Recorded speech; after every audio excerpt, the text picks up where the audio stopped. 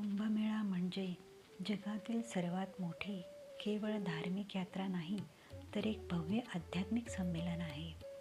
हिंदू धर्मात कुंभमेळ्याला खूप मोठं स्थान आहे. प्रत्येक 12 वर्षांनी प्रयागराज, हरिद्वार, उज्जैन आणि नाशिक इथे हा मेळा भरतो. आता 12 वर्षांचं गणित असं आहे की गुरुला राशीचक्र पूर्ण करायला 12 वर्षे लागतात. म्हणूनच 12 वर्षांनी कुंभयोग येतो. गुरु कन्या राशीत असताना कन्यागत, सिंह राशीत असताना सिंहस्थ आणि कुंभ राशीत असताना कुंभमेळा असं त्याचं नाव ठरतं.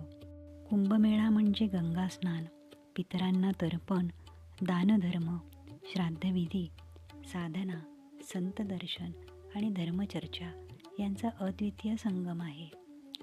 कुंभमेळ्याच्या वेळी विविध पीठांचे शंकराचार्य, 13 आखाड्यांचे साधू, संत, महात्मा, महामंडलेश्वर आणि लाखो कोट्यावधी भाविक एकत्र येतात.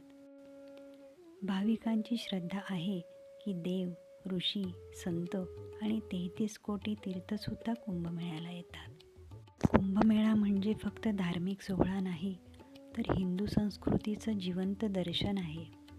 परदेशी लोकांना इथे येऊन आपल्या धर्माचं आणि संस्कृतीचं मूळ समजतं.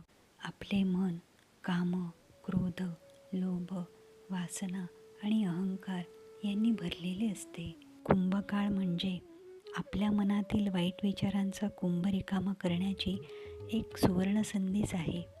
म्हणूनच कुंभमेळा म्हणजे केवळ एक धार्मिक यात्रा नाही, तर आत्म्याचं शुद्धीकरण करणारा एक अनोखा अनुभव आहे.